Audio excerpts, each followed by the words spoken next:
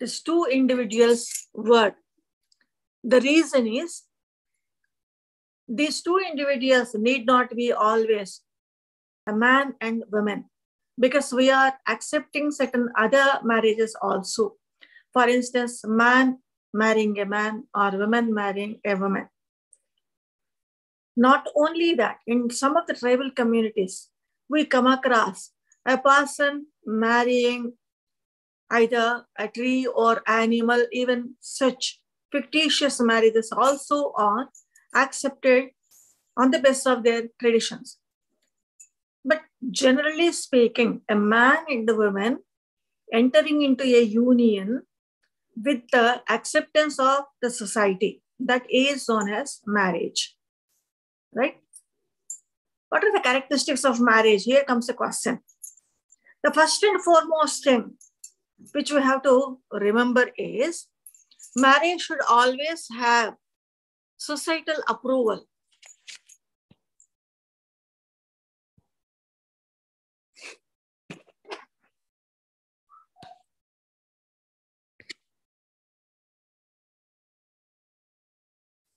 Unless and until society accepts that union cannot be considered as a marriage.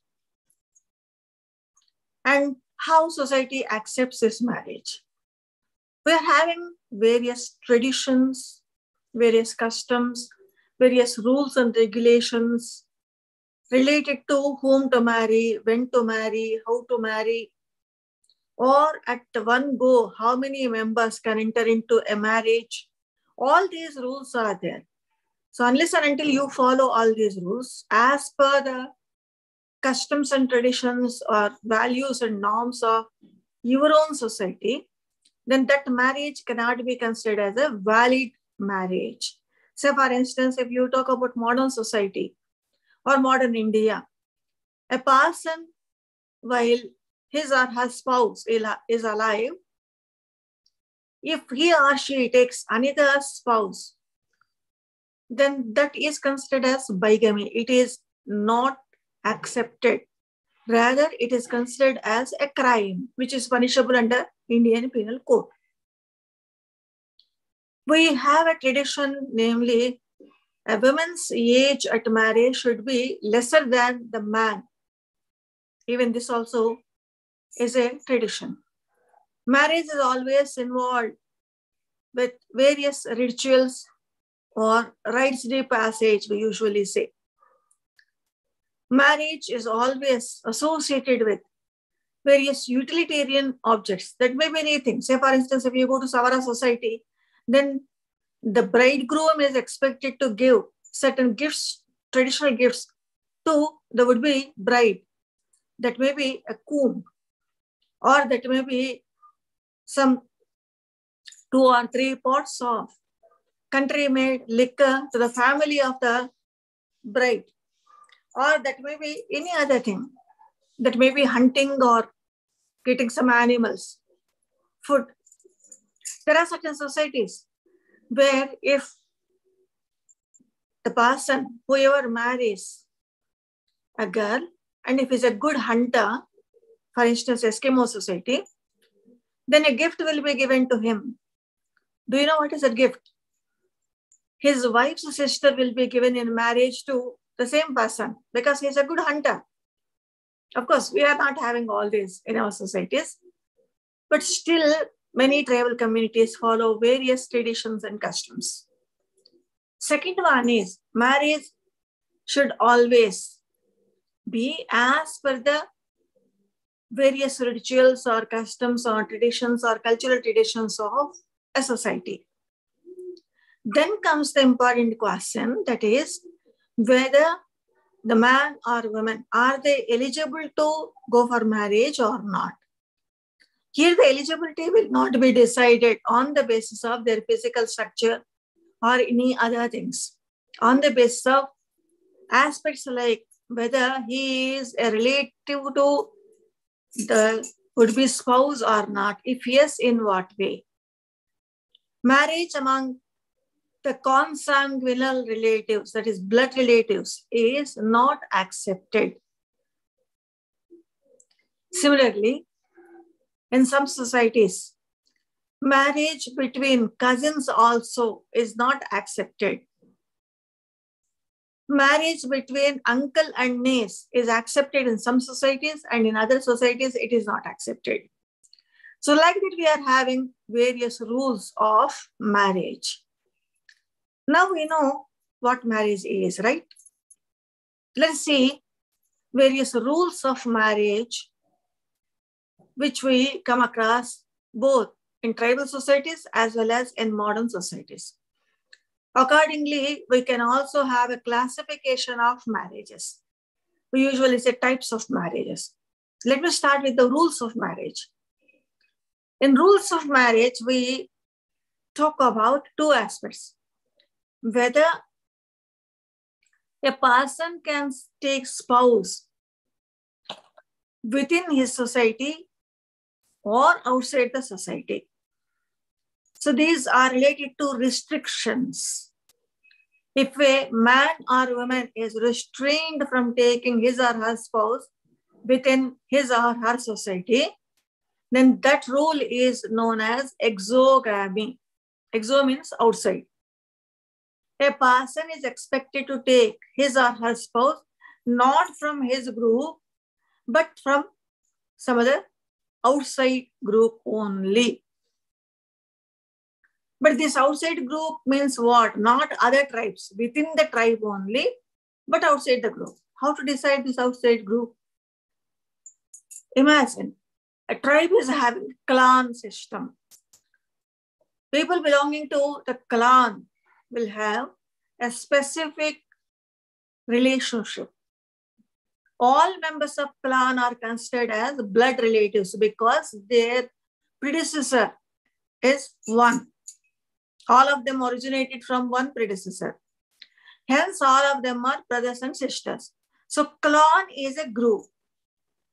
If exogamy is there, clan becomes an exogamous group. One person should not take his or her spouse within his clan. He has to take spouse or she has to take spouse from other clan. All of us follow this, not only tribal communities. Hence, clan is exogamous unit. It is an example for exogamy. If a person is expected to take his or her spouse within his group, it is known as endogamy. Can we see any examples here? In our modern society, umpteen number of examples are there. Let me take a simplest example. Caste is always an endogamous group. A person is expected to take his or her spouse within his or her caste only, not outside the caste.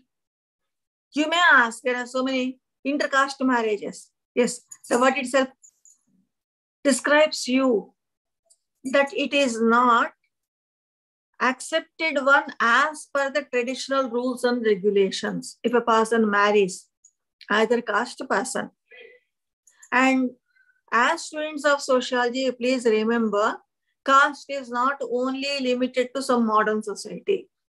Even among the tribal communities also, caste-like stratification is there. For instance, if you go to Savara society, there you are having upper caste, that is Rajas, and lower caste, Paraja.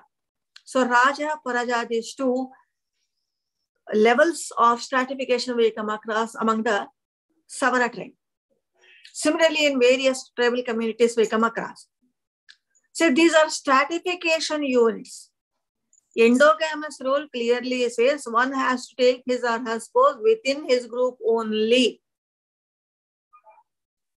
So these are restrictions. Along with these two rules, we are also having certain other rules also. Accordingly, we are having either a word to describe these marriages. These marriages are known as preferential marriages. Preference, you know, right? We'll be choosing it. When we are asked to choose it, then we'll be choosing which is preferred for us as per our culture or tradition, as per our need. These marriages are also known as kin marriages. So here a person is taking his or her spouse amongst his kins only or her kins only. That means those persons are already related to him. They are his relatives. From those relatives, he prefers to marry them. If they are not available, then only he'll go for some other alliance, but not if they are available. Then what are they? Whenever we talk about these preferential marriages are all over the world, we come across. First, preferential marriages among the cousins. Cousin is, I think you know the kinship term. For instance, if I'm a woman, my sisters, sons, and daughters are parallel cousins to my daughter and son. Right? Similarly, my father's brothers, sons, and daughters are parallel cousins to my son or daughter. My brothers, sons, and daughters are cross cousins to my son or daughter. My father's sisters, sons, and daughters are cross cousins to my son and daughter. Now, you know, cousins are classified into cross cousins and parallel cousins, right? In Telugu states, we have one preferential marriage, Menarikam. A person marrying his mother's brother's daughter. A man marrying his father's sister's daughter. So this marriage is known as Menarikam. Here what is happening? A person is marrying his cross cousin, right? These marriages are preferential marriages. We have parallel cousin marriage also. For instance, if you see a tribal community, wanderers community, nomads, Bedouin. Among the Bedouins, they marry parallel cousins. That is, father's brother's son or daughter, or mother's sister's son or daughter. These marriages are known as parallel cousin marriages, right? Besides this, if we take an example, in our Telugu-speaking states, Andhra Pradesh and Telangana, and also part of Karnataka, we are having uncle-niece marriages. A woman gives her daughter to his younger brother in marriage. Mother's brother is uncle, right? To a person, his sister's daughter is his niece. This uncle-niece marriages also we come across many societies. These are known as preferential marriages. There are other types of marriages also, where a person who is related to another person on the basis of Athenal relationships, if he is not there, then his family owes a duty towards that person that it has to be, that gap has to be filled. They are also known as Athenal marriages. For instance, if you go to some of the parts of North India, we come across a levirate. Levir means husband's brother. If husband dies, then the lady marries her husband's brother. If that brother is elder to her deceased husband, it is senior levirate. If that person is younger to her deceased husband, then it is known as junior levirate. We come across these marriages in some of the societies.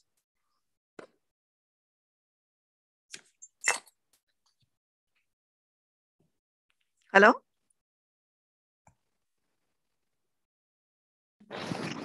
Good morning, ma'am. Very good morning, ma.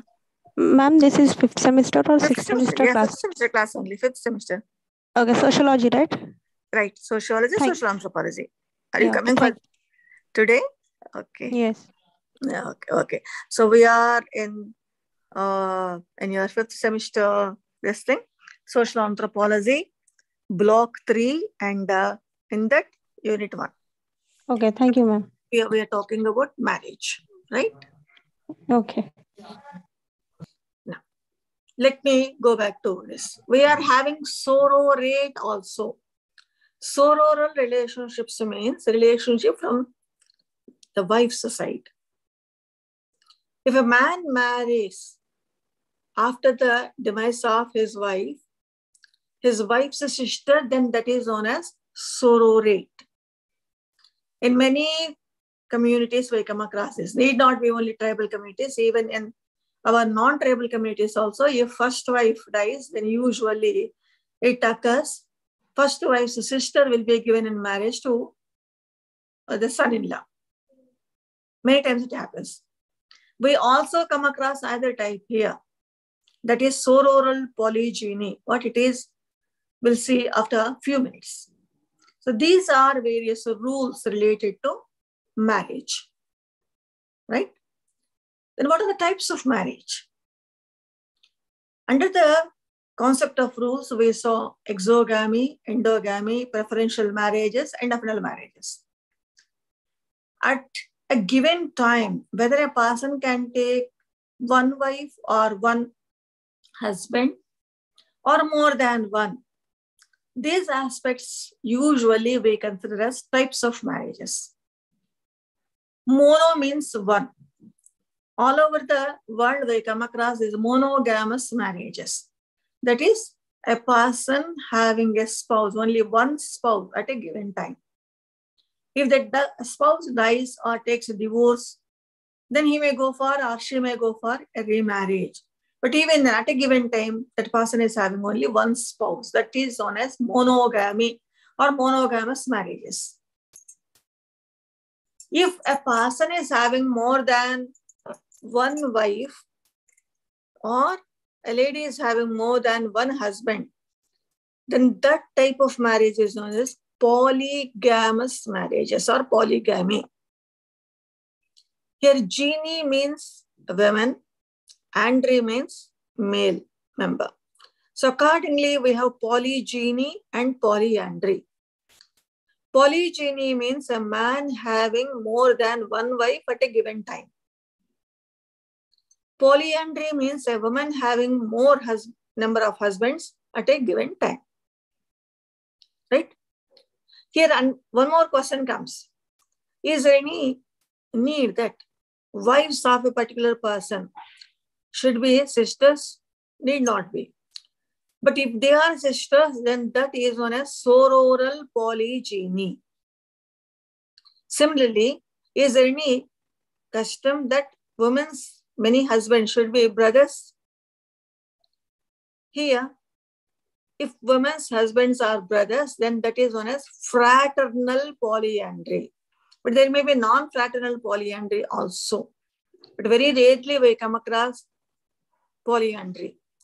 And that too, we come across only fraternal polyandry, not non-fraternal polyandry. Even societies who were practicing fraternal polyandry also nowadays they are not doing it. But still, as examples, we'll be mentioning some of the tribal communities. They stopped the polyandry long ago, some 200 or 250 years ago. But for our study purposes, let us see some examples. Now the question arises, why should any person can go for more number of spouses? There are a variety of causes. That may be demographic one, or social, or economic, or religious.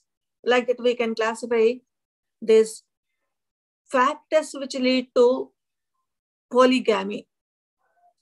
Let us start with demographic composition of a particular society.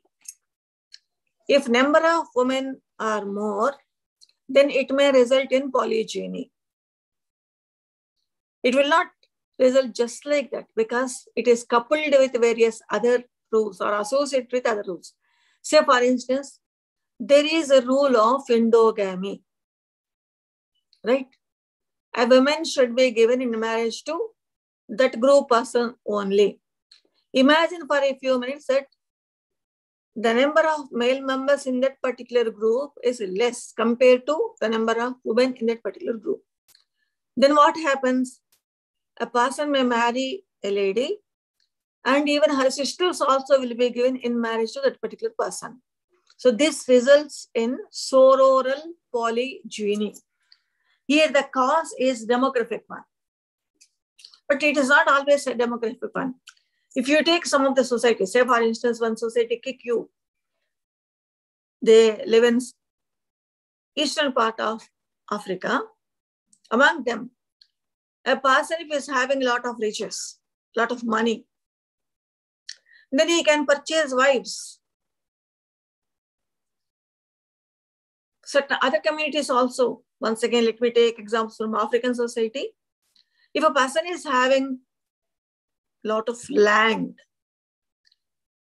in these societies only women can do agricultural activities. Men are supposed to hunt or do pastoral activities or cattle rearing and all that. Hunting, cattle rearing.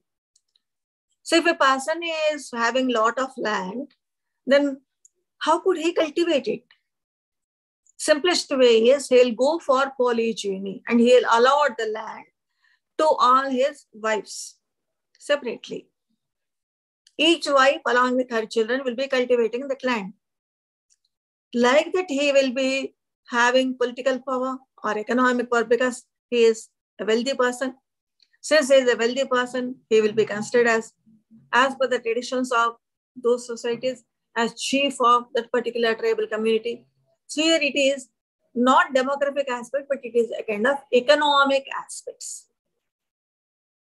In some societies, certain cultural traditions also result in polygyny. For instance, Gussi, one tribal community, once again from Africa, first wife may pester her husband to bring another wife. The reason is first wife is considered as a kind of queen and it is her duty to play the host. If she is playing as a host, then who will look after various other activities? So she needs some kind of help. Their help will not be given just like that. Only a person's wives are expected to help. So among the Kusis, a lady pesters her husband to bring one or two wives extra so that they will be doing household activities and she can be the host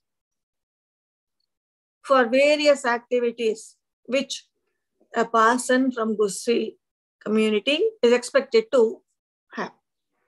Here what is happening, it is neither economic nor demographic aspects, but a kind of cultural tradition.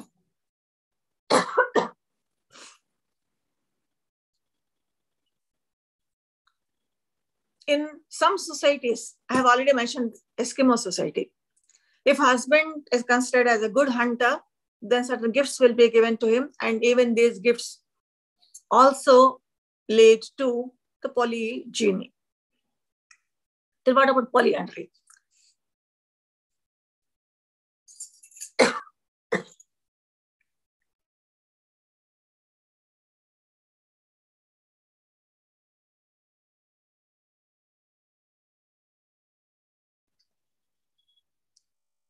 In polyandry, a woman marries more than one man. But it is a very rare phenomenon. Let us take one example for both fraternal and non-fraternal polyandry. Wahoma, one society is there, once again from Eastern Africa. There, the bride price is very high. If one wants to marry a girl, then he has to pay a lot of money. If a person is very poor, not in a position to pay that much bride price, his brothers or his cousins will help him. And until that amount, loan amount, is repaid by the bridegroom, they too will be considered as husbands to that particular lady. So this is an example for non-fraternal polyandry. Todas, a community, tribal community from our country, Nilagiri Hills, is considered as an example for fraternal polyandry. Here, a man marries a woman, and by marriage, she is considered as a wife to all his brothers. And they had one ceremony also, bow and arrow ceremony, particularly in order to determine whose children are the children after begetting the children. When lady is with a child, pregnant, whoever performs the bow and arrow ceremony will be considered as father of that particular child. So here, sociologists, social anthropologists described a concept, namely biological parenthood and sociological parenthood. Wherever we are having polygyny or polyandry, we usually come across not only biological parenthood, but emphasis will be given for sociological parenthood. Whoever is considered as per the traditions as parent to that particular child is very important compared to who is a biological parent to that particular child. These are types of marriage, right? We have another question also. How to marry or how to select a mate. We come across a variety of ways in selection of mate in various tribal communities. Of course, even in our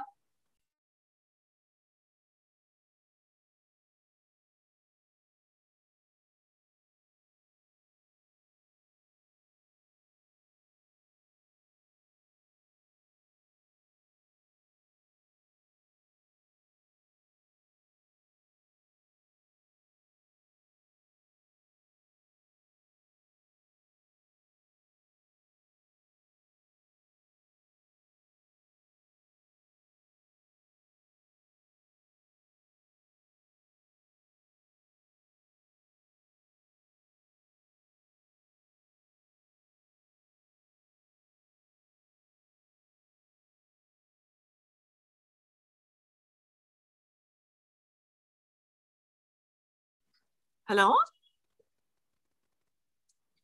I Yes, hope I'm ma'am. audible to you, right? Yeah. Yeah. Now, what are the ways of or selecting a mate? We usually come across, on the basis of social anthropologists' accounts, certain methods are more or less universal. And what are these methods? Marriage by capture we come across in many tribal communities. What is this marriage by capture?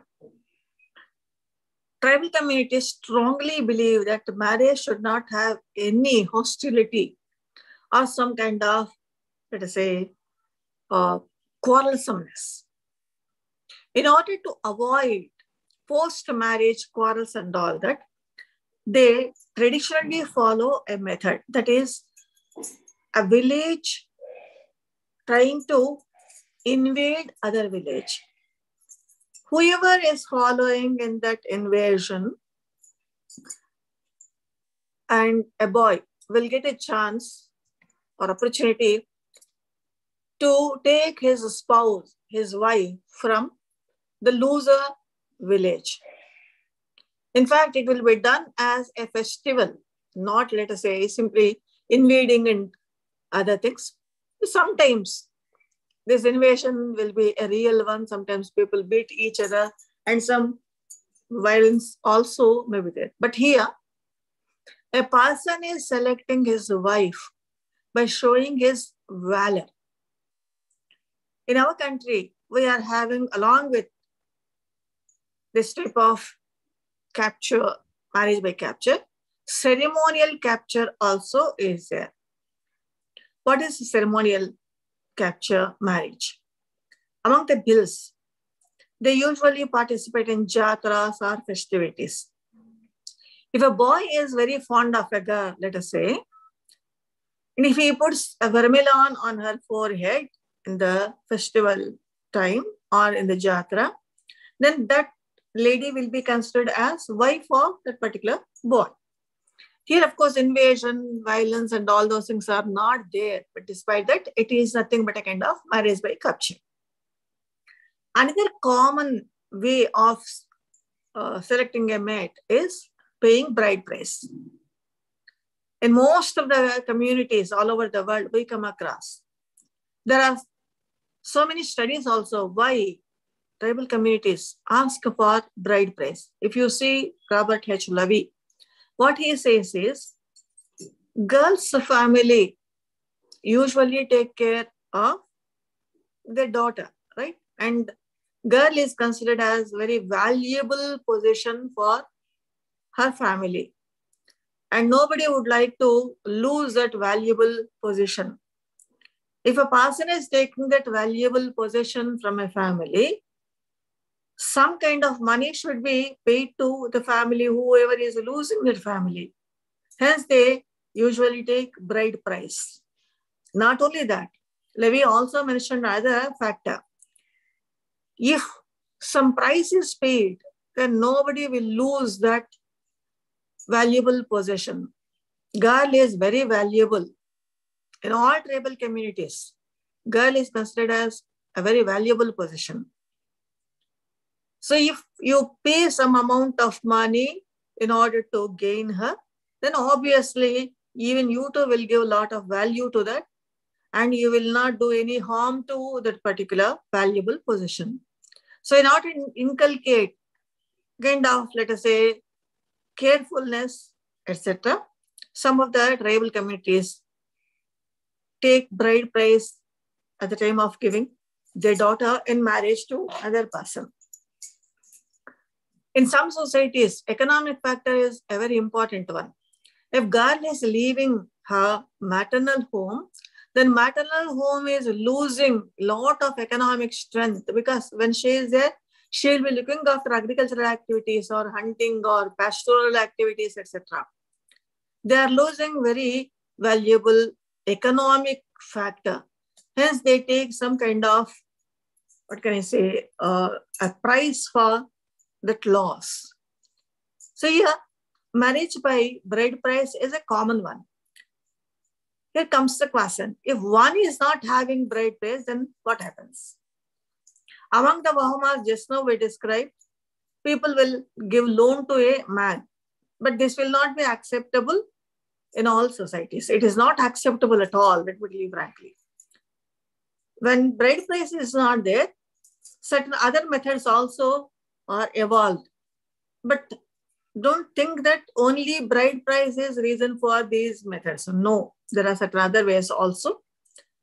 But let me club with bride price in order to save some time. If bride price is very high, a person is not able to pay that much amount, then that may result in marriage by service in some societies. In northern part of India, we are having certain societies where a man who would like to marry a girl will go to his father-in-law's place, and he is expected to do whatever activities are assigned to, whatever work is assigned to him by his father-in-law. That may be anything. It may be going to a forest, getting some, let us say, fuel wood, or that may be any type of activity, hunting animals, etc., etc. The time and what type of work will be decided in the Tanda Panchayat or tribal Panchayat. Accordingly, would-be son-in-law will be working for father-in-law. Once that bride price is paid by service, then afterwards the marriage will be performed. This is one method. Another method is marriage by exchange. I have to pay bride price to you. It is a lady. Instead of paying bride price, I have a sister and you are having a brother. So I'll marry you and let your brother marry my sister. It is not only because of bride price, because it is a common phenomenon in all over the world, both modern as well as tribal societies. But bride price also is a factor for such marriages. So this is known as marriage by exchange. In Telugu, Kunda Marpidi, we have one word for this. In some societies, people usually strictly follow this. Once upon a time, Apinayi, one Brazilian society, if one after the other, only two boy babies are born, then second boy baby used to be killed because a boy should have a sister. Otherwise, he will not be having a wife at all. Even this also has happened in some of the tribal communities. Either one is, let us say, bride price is not there. A person is not in a position to do that. But person entered into, let us say, love and affection with another lady. Their parents or their communities are not accepting their marriage. Then they'll elope. This is known as marriage by elopement. They'll go to some other area, either into the forest or some other town or metropolitan city. After some time, the time varies 6 months to 1 year, they'll come back. When they come back, a Tanda Panchayat will be there, tribal Panchayat will be there, and they will be asked to pay some kind of fine. It is not, let us say, a monetary fine need not be. They may be asked to give food to all tribal community members, or certain other ritual related fines will be levied, and afterwards they will be considered as husband and wife. Even this also is one method for selecting a mate. Another method is marriage by trial. What is this marriage by trial? A man should be very sturdy in order to take a wife. Among the Bhils, we have this type of method. Bhils, they usually reside in Rajasthan. Of course, even nearby areas also we come across them. Among the Bhils, usually their marriages are performed during the summer. What they do is they'll select a tree, or they'll erect a pole. Some sweet meats like gur or jaggery will be kept at the apex level of that pole or tree. Girls and boys will be dancing around that pole. The 1st June, girls will be there, and next to that, boys will be there. Any boy, whoever is dancing there, if he breaks the chain of girls, climbs that pole and gets the jaggery, will have a right to marry any woman dancing around the pole. I know you are thinking, it is very easy. What's so great in that? No, it's not that easy. The reason is, if any man tries to climb the pole, girls will not keep quiet. They'll beat him. They'll beat him with sticks or broomsticks, whatever is there in their hands. They'll be trying their level best not to allow that boy to climb the pole or tree. A person, whoever is having valor, will be taking all those blows, climbing up and getting the jaggery. So here it is marriage by trial. The reason is a woman will be testing whether man is able to face various hardships or not. We have another type of marriage also among the tribal communities like Kuki and Mishmis. They are from northeastern area. That is known as probationary marriage. Tribal communities strongly believe that there should not be any kind of problems after marriage in the family. Then how to avoid them? Mishmi, Kuki, these societies think that let boy and girl understand each other. If they think that they can continue their life as husband and wife, then marriage occurs. Otherwise, no. That is the reason it is known as marriage, probationary marriage. How much time it will be decided by their tribal panchayat. That may be a week or 10 days or a month or 2 months. If boy and girl thinks that they cannot cope with each other, then there will not be any marriage. If they think that they can cope with, then marriage is performed. One more type of marriage also is there, that is known as another marriage or marriage by intrusion. If a lady is in love with a particular boy, a man, but man is not at all showing any, let us say, signs that he likes her or he is ready to take her as his wife, then in such a scenario, the lady can go get crush and start living with his family. This type of marriage is prevalent among the birhurs. After some time, first she will not be given any importance at all, but after some time, the man accepts her as his marriage. This marriage is known as marriage by intrusion or another marriage. We have another way of selecting a mate, that is known as marriage by negotiations. Tribal or non-tribal or modern or postmodern, whatever it is, all marriages follow this method to select mate for marriage. Negotiations. These negotiations vary from one community to other community. What gifts should be given at the time of negotiation? It varies. It always varies. In some societies, it may be some kind of clothes, or in some societies, it may be some kind of traditional gifts. In some societies, it may be a bunch of bananas or some rugs and all that. But whatever it is, the bridegroom's family will go to the bride's family and negotiations will go on. And after negotiations, if they come to a conclusion, then they will be married. So these are various ways of acquiring a mate for marriage.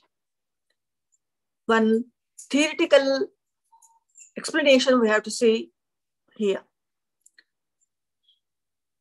The development and emergence of marriage was studied by many people. We have two different sets of theories, right? One theory is a kind of, what can I say, stage-wise development of marriage. Beethoven, Morgan, Lubbock, these people said that. What they said is, from promiscuity or consanguineal marriages to slowly marriage developed into monogamy. Consanguineal marriages means people taking spouse within their groups, their blood relatives only. Later, the marriage is developed into slowly Sindorspian marriage or Punalavan marriage. Later came matriarchy, or only a woman was given importance, not a man, which resulted in polyandrous marriages. Slowly, polyandrous marriages resulted in polygynous marriages, and from polygynous marriages to monogamous marriages. This is a sequence of development of tribal communities marriage, they say. But W. Westermarck has not accepted this theory. What he says is whether polygyny or polyandry or other marriages are only exceptions. Monogamy is the rule of the society. The reason is, even not only human beings, even primates, or for that matter, even birds also follow monogamous marriages. If birds, very simple compared to human being in the evolutionary process, avian population, if they are also following monogamy, then human beings, a complex cognitive animal, going for promiscuous marriages or polyandry or polygyny doesn't arise at all. They are only exceptions. Monogamy is the rule, he says. But this is about marriage. It is types, rules, and significance. Is this clear so far? Yes, ma'am. Should I proceed to? Yes, ma'am. Yeah. The next one is, we have already mentioned that family is based upon marriage, right? Yes, ma'am. Hello? Am I audible? Yes. Yeah, ma'am. Yeah. Family is Yeah. built upon marriages. Hello? Family is Oh, built upon marriages. Yes, ma'am. okay.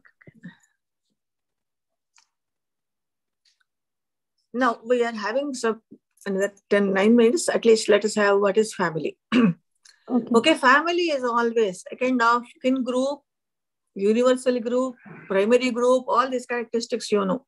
You might have studied about various definitions of family also when you were in first semester, fundamentals of sociology, right?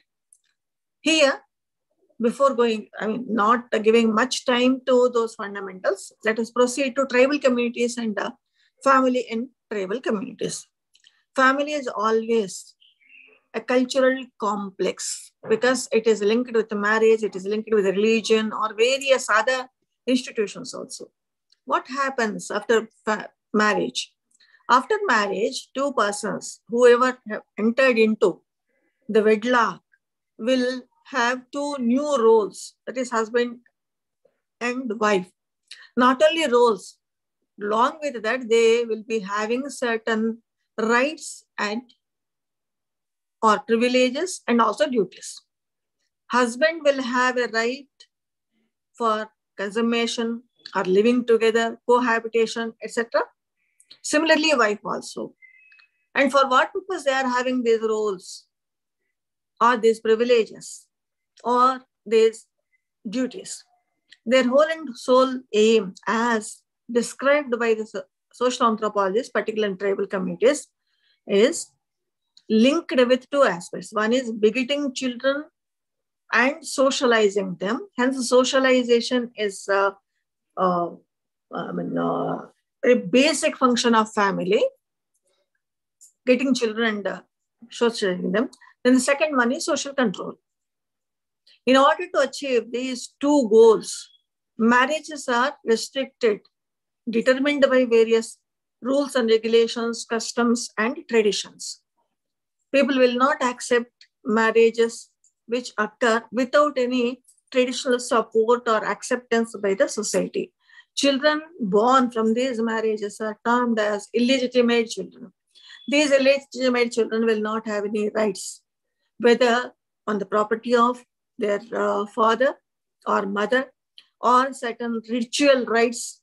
These rights will not be available to these illegitimate children. So marriage always determines whom we can marry and with whom we can establish family. What are various types of families we come across in tribal communities? Here, tribal communities does not mean only tribal communities, even non-tribal communities also are having these families. We usually take certain parameters or certain criteria into consideration in order to describe the nature as well as types of families. These we can consider as 6 parameters or 6 criteria. The first and foremost one is marriage. On the basis of marriage, we have 3 different types of families: monogamous families, polygynous families, and polyandrous families. We know monogamy, polygyny, polyandry, right? The second one is descent. Who is your predecessor? Who is your Vamshakarta or genealogy? Descent is nothing but genealogy. Who are our forefathers? That describes. These descents we come across in tribal communities as well as non-tribal communities as 4 different types of descents. Patrilineage, where father is considered as your lineage's father or male member. Matrilineage, or where mother is considered as your forefather or women is considered. Double descent, where father and mother or man and women will be considered as your forefathers. And bilateral descent, where for women, father, or men, father. Similarly, for men, mother, or men, father. So 2 types of descents will be there, but it varies. These are the 4 types of descents. Accordingly, we have 4 types of families. That is patrilineage families or matrilineage families, double descent families, and bilateral families. The third criterion is residence. After marriage, where you are expected to reside. We come across usually viri local. Viri means male member. After marriage, woman goes to her husband's place. That is known as viri local residence. Accordingly, we have viri local marriages, families. Uxori means women. In some societies, after marriage, man comes to his wife's place and resides there. Besides these two, bilocal is there. After marriage, husband may join his wife's family or wife may join her husband's family. This is known as bilocal. Without going anywhere, they themselves can establish a new residence that is known as neolocal. George Peter Murdoch talked about another type of residential rule that is known as avunculocal. One community, Haida Indian, who are the residents of British Columbian Islands. In this society, a boy, when he enters into his 12th year, migrates to his maternal uncle. Avuncu means maternal. And there he stays. He marries his maternal uncle's daughter. And this type of residence is known as avunculocal residence. Some anthropologists say that when avunculocal is there, even amitate also may be there. Amit means father's sister. So just like a man going to her mother's brother's place, a person may be going to his father's sister's place. That is known as amitate. Other parameters are succession. When we are members of a family from whom we are going to beget property. Inheritance and succession, these two criteria usually go together. If you are inheriting property from your father, then it is known as patrilineal. If you are inheriting property from your mother, then it is known as matrilineal family. Accordingly, authority also. Whoever is having authority, accordingly, patriarchal family, father is authority. Matriarchal family, mother is considered as authority. When we talk about succession, we usually say two other principles also. That is primogeniture and ultimogeniture. When property is given to the firstborn child, it is known as primogeniture. If it is given to the last-born child, it is known as ultimogeniture. All these principles may come across both tribal as well as non-tribal societies. And last criterion is membership. How many members are there or how many generations are there in a particular family? Accordingly, we'll be having nuclear families and complex families or composite families. In our country, these composite families are termed as joint families.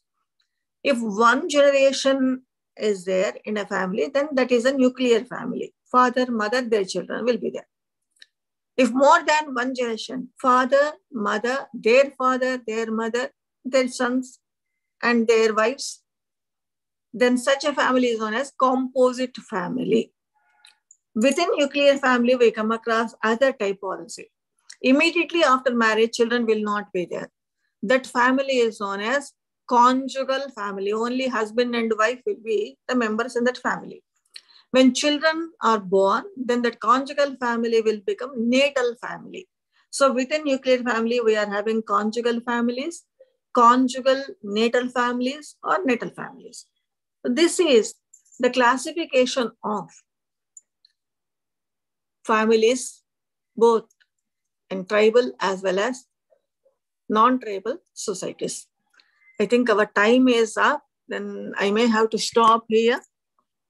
I'll stop here and we'll see other details in our next session. Meanwhile, I request you all to go through the material which is sent to you so that it will be easier for you to understand and remember. Okay, then see you in our next class. Until then, bye-bye. Thank you, ma'am. Welcome.